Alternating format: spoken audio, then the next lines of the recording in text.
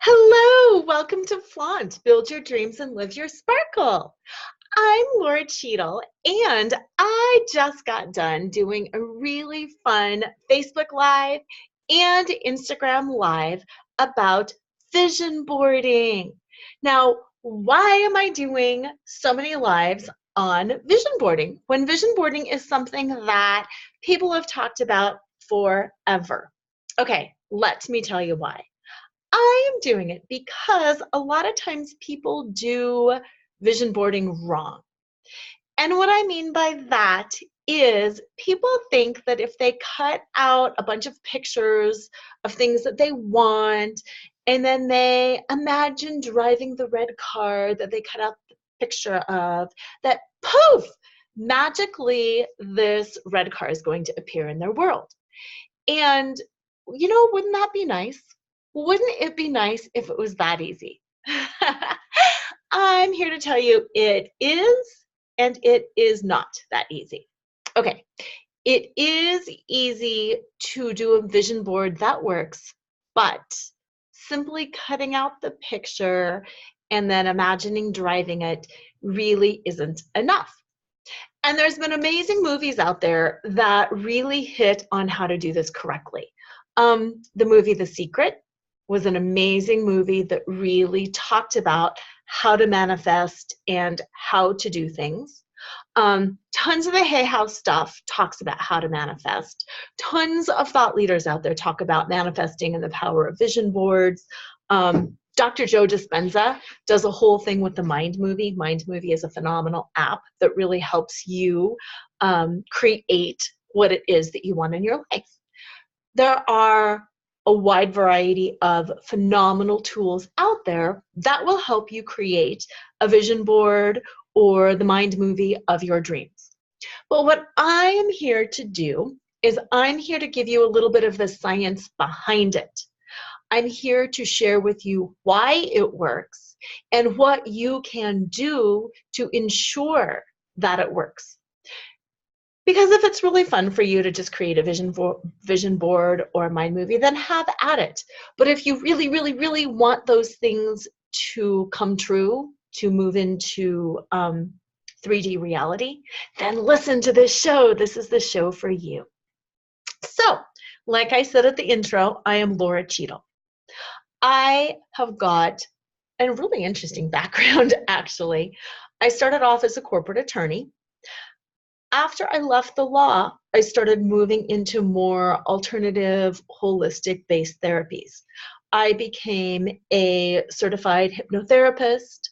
I used a lot of my dance and fitness training because I've always been a dancer. I've always loved fitness. And I just started exploring and experimenting with a whole bunch of different things. EFT, integrated energy therapy, movement therapy. I just started playing with different things. And what was glorious about that is since I have the background as an attorney, I'm very research-based. I am very methodical. I believe in magic and I love magic, but if I'm going to work with somebody in my coaching practice, I need to know why it works. I always need the why behind everything I do. I don't care what it is. I need the why. And if I don't have the why, then I'm not even going to use it. I'm not even interested. And until I can figure out that why, Simon Sinek, find your why. I need to find my why in everything. Why does the shampoo smell this way? I always need my why. So I was able to take this wide variety of tools that I was learning and playing with, and I was able to experiment and conduct my own experiments, my own research on my personal hypnotherapy, coaching, and personal training clients and figure out why things work. Okay, Hypnosis 101. We have the conscious portion of our mind, which is up to 11% of our mind's power, like 1 to 11% of our mind's power. That's not very powerful. The conscious portion of the mind is the portion of the mind where we decide things. We say, I am going to lose 20 pounds. We say, I am not going to nag my spouse anymore. We say, I'm not going to lose my temper and yell at my kids and be a dysfunctional mother anymore. That's the part of the mind where we make all those rational decisions. I'm not going to be stressed out. I'm not going to be late anymore and drive like a maniac and then come flying into my meetings 10 minutes late. That's the part where we make all of those decisions. Okay, how many of you are like me? How many of you have made a decision and then not followed through with it? How many of you have decided, I'm going to put things away after I take them out? I'm going to make my bed every morning. I'm going to work out every day before work. I'm going to, and then not done it. I'm raising my hand. That's me. There have been literally millions of things I have decided over my 50 years of life on this planet that I've decided that I'm going to do that then I don't do. It's not because I'm weak-willed. It's not because I didn't want it bad enough. It's simple math. It's because I made that decision with the conscious portion of my mind, which was max 11% of my mind's power. So 11% doesn't win out hardly ever. That means whatever is going on in the subconscious or unconscious, those terms are pretty interchangeable, portion of my mind is what's going to manifest in my life. It's what I am going to actually do. And 9 times out of 10, it's not what my conscious mind says I'm going to do. It's the sum total of all of the experiences in my life and the sum total of everything that I have done in my life.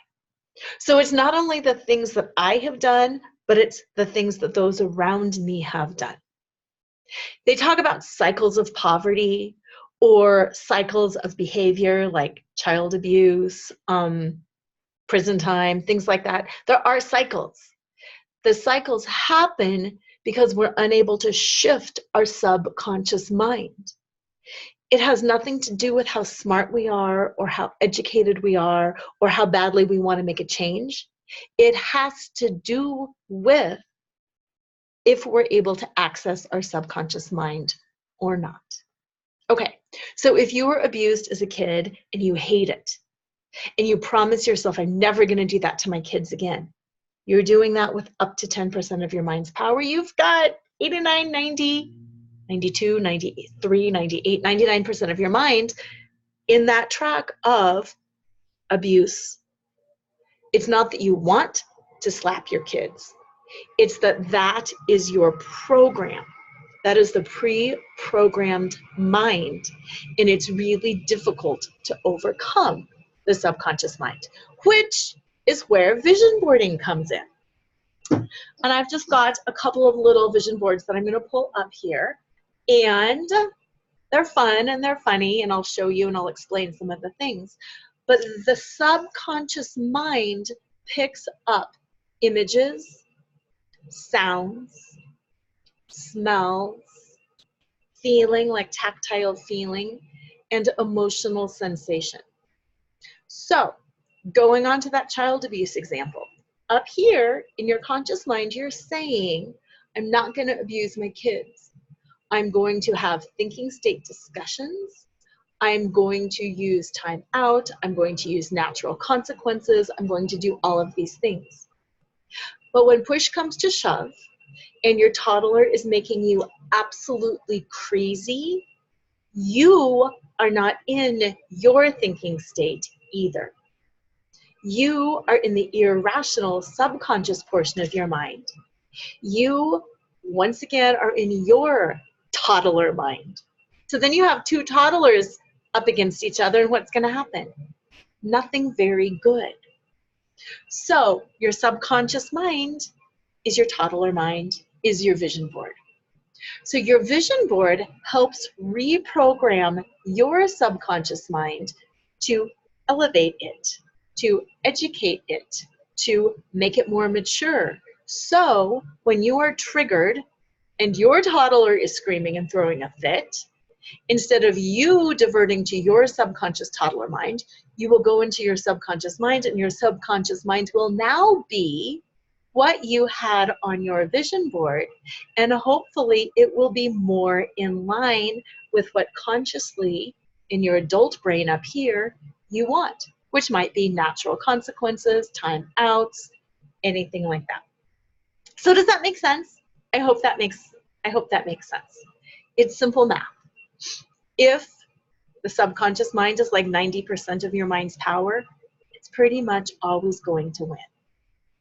Okay, so reprogramming the subconscious mind is what a vision board is about. It's not just woo-woo magic, people. It is science-based. It is fact-based.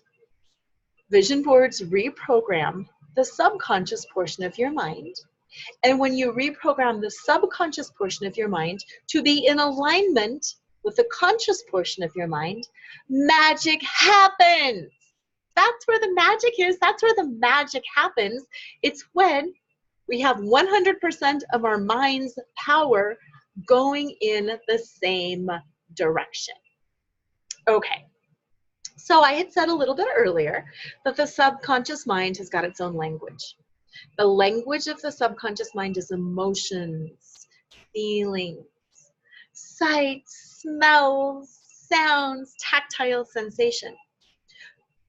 So the goal in vision boarding or doing a mind movie or anything like that is to create sensation.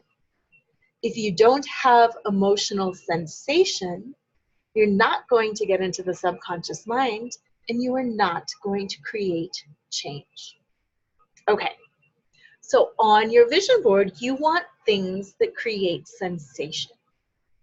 Let's talk for a moment. I'm going to put down my vision board. Let's talk for a minute about sensation. What are the books that have made you cry? What are the books that have made you so empowered and keyed up that you just want to go shout from the mountaintops? What are the movies that you watch over and over and over because they feel so good or because they provoke tears? What are the movies that stay with you long after you've watched them? What about sounds? Songs, words, lyrics? What are the songs that you hear and it's like, oh, a gut punch? And you're like, I love this song. And you have it on repeat and you can't get enough of it. The first time I heard Disturbed's version of Sound of Silence, it was right after the election. And oh, I can't even talk about it now. It was just like, it hit me so viscerally and I felt it. And his voice, I mean, it just took me away. It rocked my world. And I already have thought that's one of the most beautiful songs out there. And just with my emotion and his voice and the lyrics and the music, I felt it in every fiber of my being. And I was actually teaching a fitness class that next day, and I used that song for our cool down, and everybody was crying and hugging each other, and it just touched everybody, and it created sensation. It created emotion. Now, I can't tell you what emotion was created in other people, but all I know is we were all crying and we were all hugging each other. It brought up a lot of sensation. So that's the kind of sensation and emotion that I'm talking about, that you want to create when you're doing your vision board. I've said this before, but I am a musical theater geek. I love show tunes. Show tunes are my thing. Musicals are my thing. I love the feeling of all the people just, bursting into song and dancing down the street. That's how I really wish real life was. So when I want to feel happy, I might watch Music Man or one of those traditional musicals that are just cheesy and fun and they just take me away. and I know the song so I can sing along, and it lifts my spirits and it makes me feel really good. Doesn't matter if it's King and I, if it could be a sitcom for you. I didn't watch a lot of TV growing up. I don't want to watch a lot of TV now, but I have had a lot of friends tell me that the Friends theme song takes them away. It lifts them up.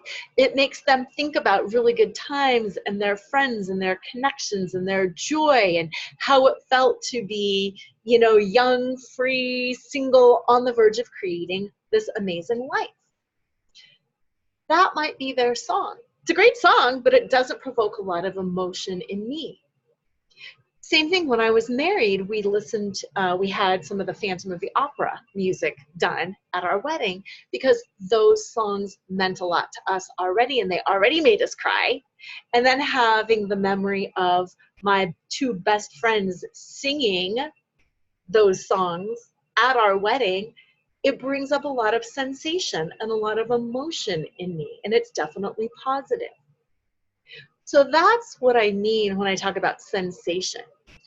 The hair raising up on the back of your neck, the tingles up and down your spine, wanting to cry. I said this in my Facebook Live this morning. The opening song to Lion King, I just hear those first few notes and I'm like drippy and misty. I don't know why. Anywhere, anytime, if I hear that song, I get teary. There's just power and connection and the love of the earth and animals and all of that stuff. It just really makes me mushy. So that's what I mean by sensation. Find your songs, your books, your movies, your TV shows. Find whatever it is that gives you sensation and that can create that feeling of sensation in your body. Okay, once you know what it is that creates that positive sensation, then you can use those things to reprogram the subconscious mind. Okay, here's how that works. There are things that I want. I'm going to like sort through my little image thing here. What I do when I do my vision boards, I like tactile. I like touching things. I like the mind movies too, but I also like, for me, touching things. When scrapbooking photo albums was a thing, I like to cut out my pictures. I like to create. I like to use my hands and to create. If you are a digital creator, go with that medium. If you're like me and you like your glue, I love the smell of glue. I love scissors. I love cutting things out. I love drawing. These are my little gem stickers. I love that tactile creation. So for me, in addition to some of the digital stuff, I like a real physical vision board because I like to cut things out and to draw and to create. So do whatever works for you. What I have here, for those of you who are seeing me on the video, it's easier to see. For everybody else, it's just a little picture, and it's about being a success coach. I am a female empowerment coach. I love coaching. But this picture from being a success coach, I really liked. It's got coffee, it's got a phone, it's got tea. It's just got things that I really liked about it. I like the font. I like the soft pastel colors.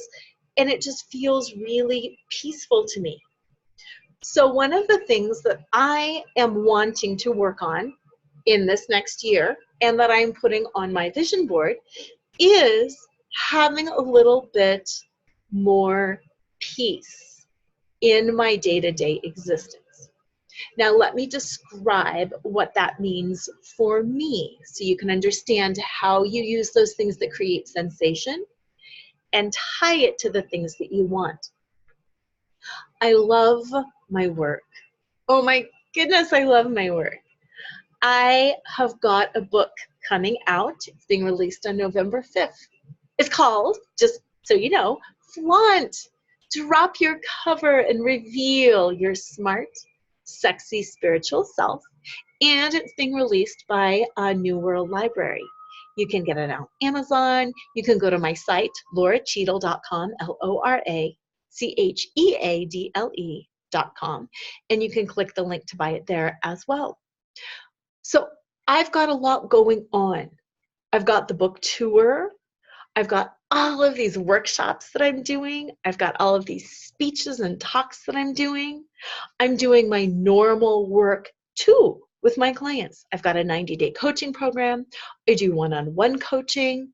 I do a destination retreat. I have all of my normal stuff going on, and my book tour, and my book release, and my workshops, and my speaking, and I have my family, and I have my friends, and I'm just going to say this, most importantly, I have me to keep healthy and happy.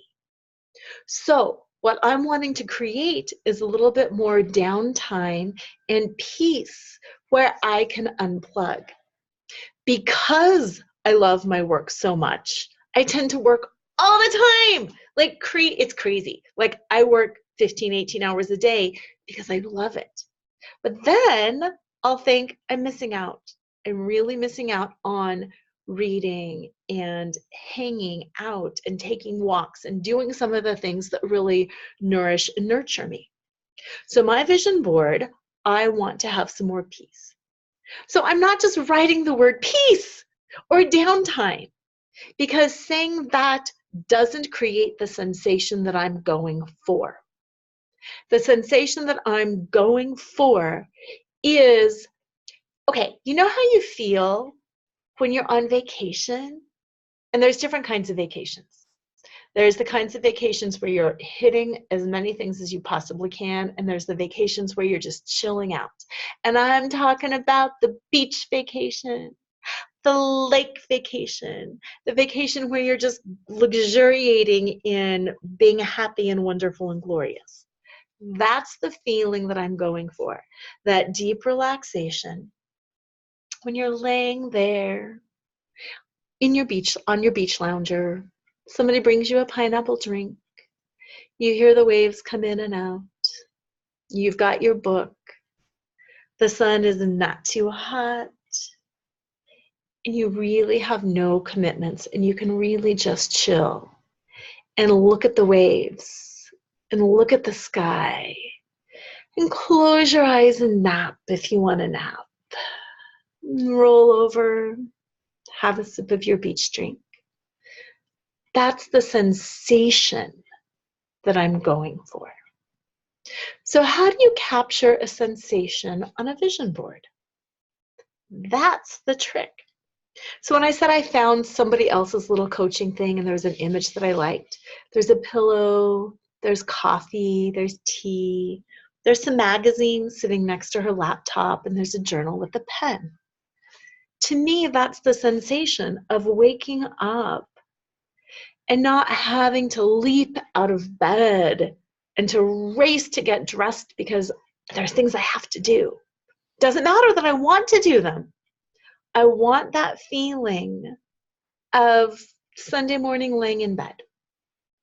So I am finding images that bring that sensation up in me. I hope that makes sense. And the image can be different for all of us. This little image of laying in bed with your laptop and your coffee and your tea and your journal and your pen might make some people go, oh, I don't want that at all. Then you wouldn't use that image. That image speaks to me, and it brings up the feeling of peace. I also have a few pictures of the scene that I described.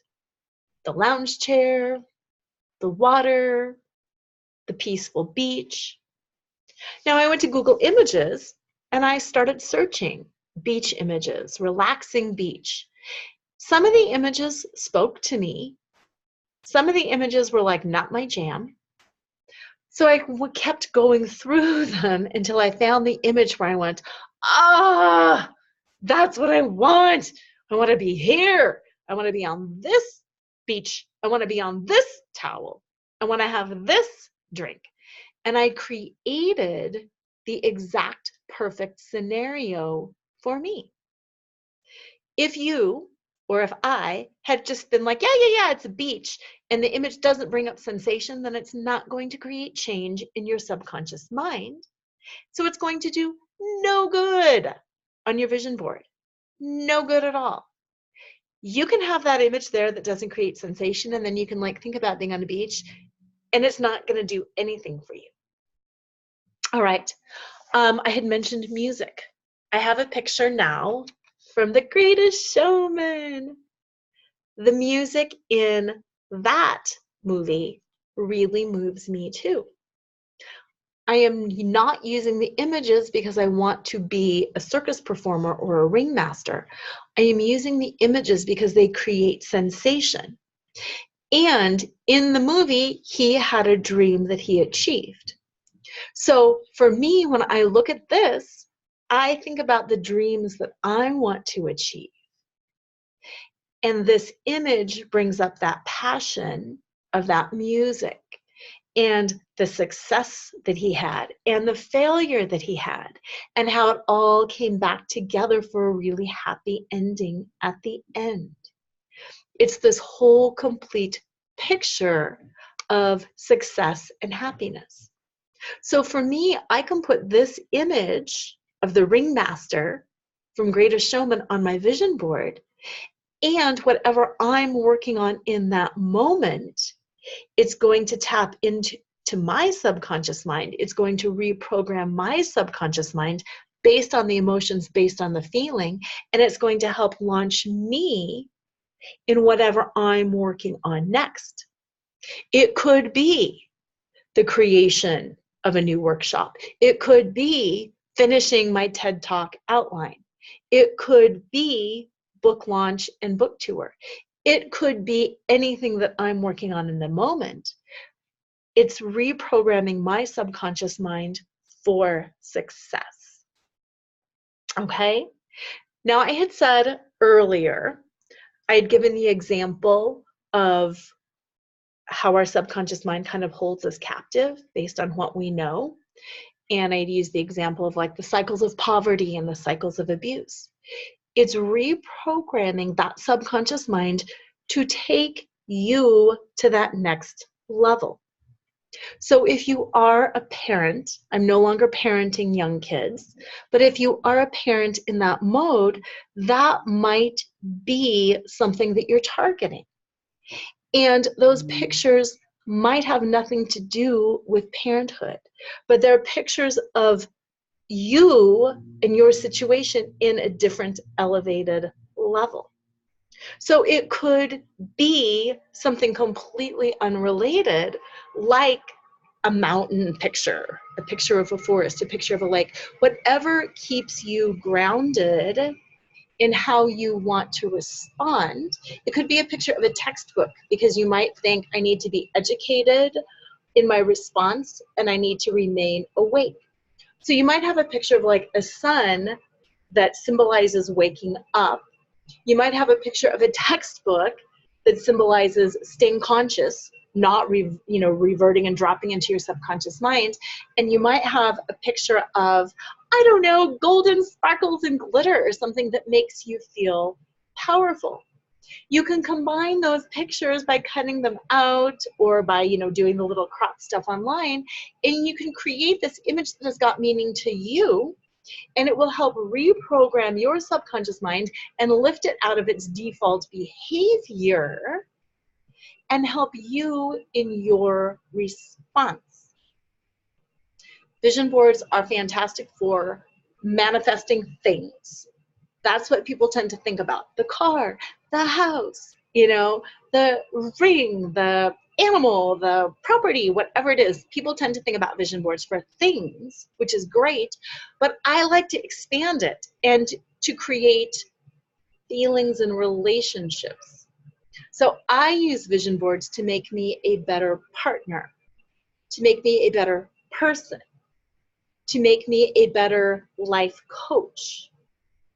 Yes, I use it for things too. I have a really pretty convertible that I'm putting on my vision board. Not only is it about the convertible, because I've always wanted a convertible. I don't know if I'd really like one, but I've always kind of wanted one. And I think I'm going to put that on my vision board. But it's a little bit more than that. It's the sensation of freedom, of being able to mess up my hair and not care, of being on vacation, maybe driving down the A1A, cruising along, Highway 1 in California. It's the sensation, it's the freedom, and what that image represents, which also ties into my desire in the coming year to have more downtime and to relax. It's that vacation freedom. So yes, it might be about the car. How this might show up in the next year might be having a convertible, or it may be renting a convertible and taking a vacation and driving it around.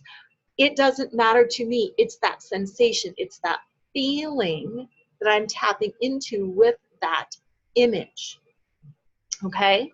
So if you've got something very specific, like, pull this up. Here's an image of a woman on, I don't know if it's a yacht or a sailboat or something, sailing through, I don't know, Greece, I don't know, some gorgeous place. Again, if I wanted to manifest a boat, I would use an image that still creates the sensation of what I want to do while I am on that boat. So if I'm manifesting that boat, I don't just put a picture of the boat. I might, but I would also put the pictures of what I want to do on that boat and how I want to feel when I'm on that boat. Do I want a party boat? Do I want to invite friends and family to my boat? If I do, then what I need to do is find images of the party. I might think about the songs that I am playing on that boat. Am I doing Jimmy Buffett Island music? Then I might have an image of Jimmy Buffett on my vision board. I might list some of his songs. I might have the little parrot head picture. Do I want classical music? Then I might have violins or a piano or something, because it's the sounds of what I will hear on that boat. Will my friends be laughing? Then I might have the laughter word, the word laughter. Is it going to be an intellectual discussion? Do I want to have a group of academics get on my boat and we debate things? Well, then maybe I'll have a picture of my book or the passages that we're going to discuss. What am I going to be doing on that boat? Those are the things that I put on my vision board to manifest that boat. Not just the image of the boat, but what I'm going to do with the boat.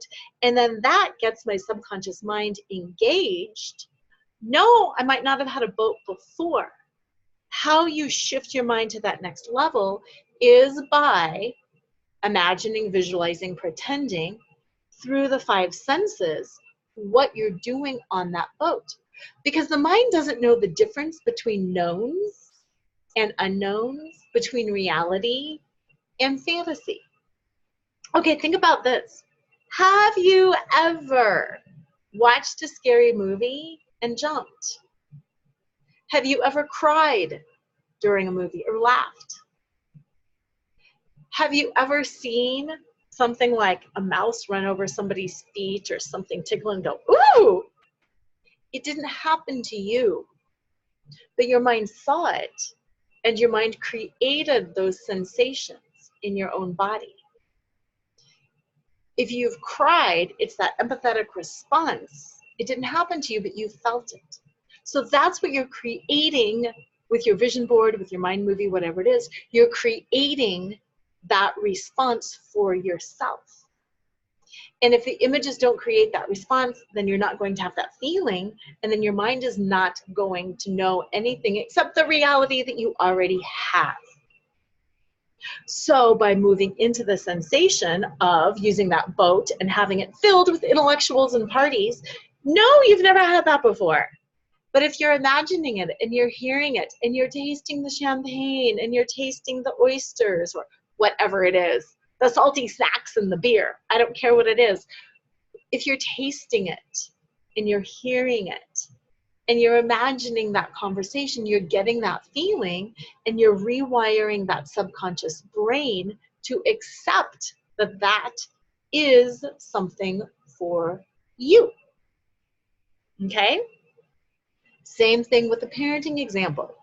If you were abused and had a total dysfunctional childhood, what does it look like to have a normal childhood? What does it look like to raise kids without violence? You don't know until you're there. How do you get there until you know? It's like that catch-22. You have to create it. You have to create the scenarios of peacefully using a timeout. You have to create the scenario of a sobbing, hysterical toddler and you just feeling fine. Having empathy, oh, you must be really feeling frustrated. I can feel that in you. And then being okay with it. And it takes time and it takes practice. And that's why it's important to look to other people. Find somebody who does it the way you do it.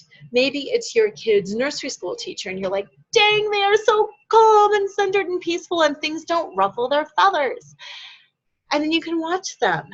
And then you find the images and the sensations and you pretend that you're in their shoes. And you pretend that you're having that response. And you have the image and the sounds and you walk through how it is. And then your mind says, aha, that's a known now. I did it successfully once. Now I know how to do it again. Even if you haven't done it successfully once in real life, if you've done it successfully once on your vision board in your mind, that's enough. I'm pulling out my vision board from last year. There's like some cool yoga stuff. Things like this, visualizing how your body works and feels is huge. Weight loss. Oh my gosh, everybody wants to get in shape and lose weight.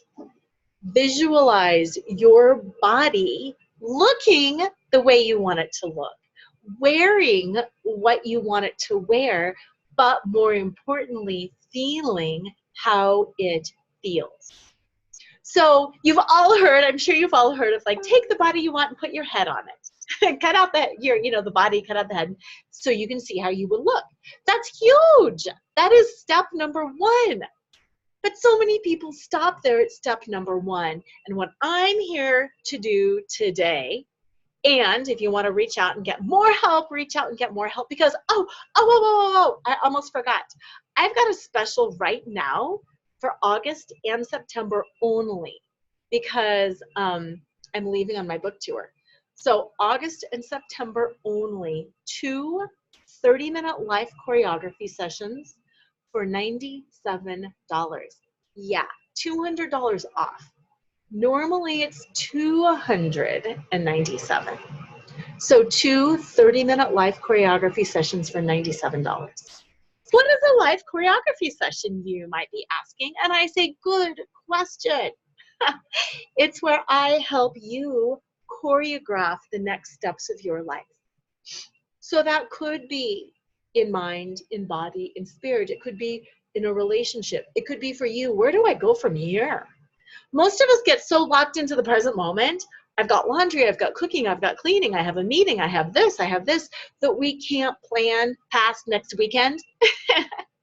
And a life choreography session really helps you create the next step of your life. So you're not just living by default, you are being intentional about your life, whether it's relationships or jobs or family or money or career or whatever. It's choreographing the next steps for you so you can actually have the life of your dreams, which is why this show is called Build Your Dreams and Live Your Sparkle.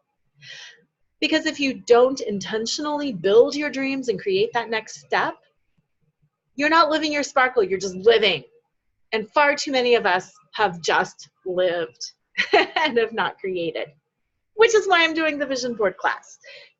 It is so imperative for us to be intentional and conscious in what it is we're creating. So instead of reacting, and we're reacting from that subconscious place, which is our past and everybody else's collective past as well, we are intentional up here and we are responding, not reacting, we're responding the way we want to respond. Have you ever had an experience, like I have, more often than I care to admit, where somebody says something and you just react, and then you go back and you think about it and you're like, I wish I would have said this, and you replay it over and over and over in your mind. Why didn't I say this? I should have said this. And you obsess over it. That's the difference between reacting and responding. When I hike and I see a snake on the trail, I react. I cannot control that reaction. Same thing when I see a mouse. I scream, I jump, I leap. I'm completely dysfunctional. That is a reaction. Most of us react in our life. That's that subconscious. Responding comes from up here. Oh, it's a rattlesnake and he's so far away he's not going to touch me. I need to back up. Or, oh, it's just a harmless gardener snake. It's not, can't talk. It's not going to touch me. It's more afraid of me than I am of it, and moving on. The vision board reprograms the subconscious mind, so instead of screaming and reacting, you can consciously respond. Oh, danger, or no danger. And then you can decide what to do from a rational place. Okay, makes sense? Reprogramming that subconscious mind is done through emotion and sensation. That is the language of the subconscious mind. The language of the conscious mind is words and intellect and reason. If you think about it, it's like left brain stuff. Subconscious is right brain, colors, images, things like that. Something else that I put on my vision board that helps me reprogram my life in all areas. Like I said, yes, it can be about things, but it's more about being. I don't want to say things don't matter. I like my things. I really like my things. I hope you like your things too. But who we are and how we feel, like I was talking about, weight loss, is what really matters with that. So when you think about putting your head on the little skinny body or the healthy body or whatever it is, that's step one. But why do you want to do that? Always go back to your why. I'm looping back around. I started this earlier, but always go back to your why. Why do you want to look like that? Please be honest. It sounds so good to say, I want to look like that because I want to stay healthy, and I want to look like that because that's what I'm supposed to look like. If that's your real honest reason, perfect. If your real honest reason is shallow and superficial, go for it and own it. If your real honest reason is, I want to make my sister really jealous because blah, blah, blah, blah, blah, own it. Say it. That's your real reason. Okay? If you're saying, I want to be sexy and drop dead gorgeous, own it and say it. If your real reason is because you want to win at a race or a competition, say it. If you're just wanting to look a certain way because you're supposed to look that way, it's never going to happen. So on your vision board, you might put your head on somebody else's body because that's step one. But that step two is owning your why. And then it's finding the images as to why. Maybe it is your sister who looks drop dead amazing and who you've always been second best to in your own mind, and you've always had all this jealousy and competition. Maybe you have a picture of your sister there and it reminds you of the real reason why. Why is because I always felt second to her. Why is because she was the pretty in shape fit one and I was the out of shape one. And then take that one level deeper. What is that really about? Oh my gosh, it's about my parents. It's about a childhood issue. It's about that boyfriend that chose her over me. Take it another step deeper. What is it really about? Okay, so then you might have the words sibling rivalry. You might have the words whatever to remind you of that. Then take that one step deeper. Oh, it's really about my self-worth, that I'm not good enough. Oh, it's really about me not trying. It's about me feeling insecure. Oh, wow, what's this really about? And keep taking it deeper and find the images that can drop you deeper. So it might start off as the image of your head on a skinny body. It might lead to a picture of you and your sister. It might lead to the word sibling rivalry. It might lead to the words heartbreak. It might lead to the words I'm good enough. It might lead to an image of a heart, maybe with a Band-Aid over it. And it will remind you that you're healing yourself. And it's going to bring up maybe some tears and maybe compassion for you. Or maybe some of the difficulties that you've overcome. And it's going to funnel you right into that emotional place of this is why I love me. And I want to feel really good. And I was always left out. And I was always picked last for the team.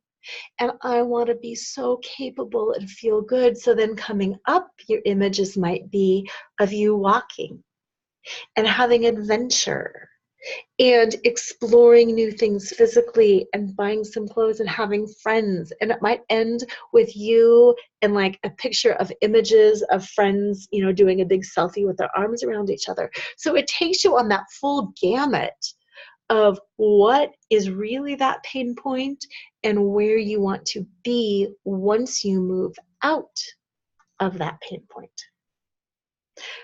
Like I said again, if you have questions, please reach out to me.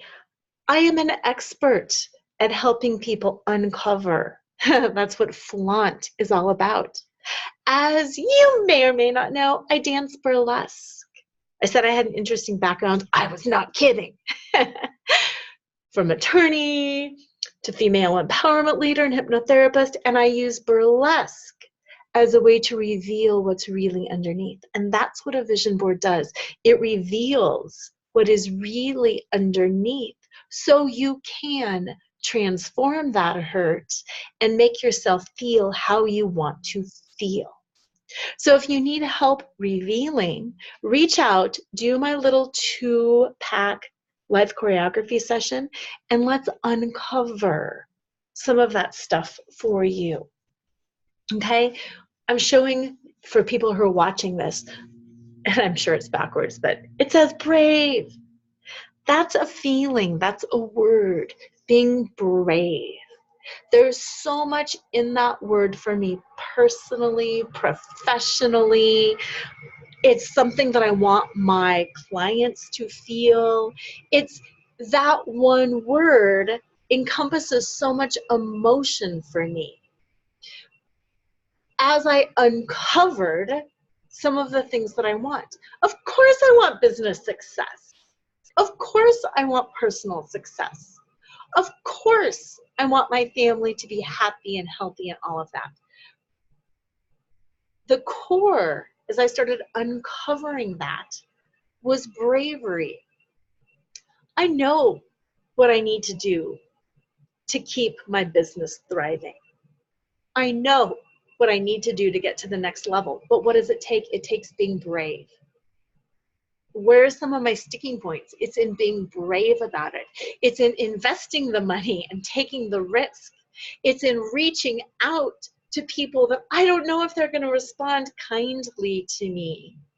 It's all about me being brave. So what I uncovered as I started thinking through my business things was bravery.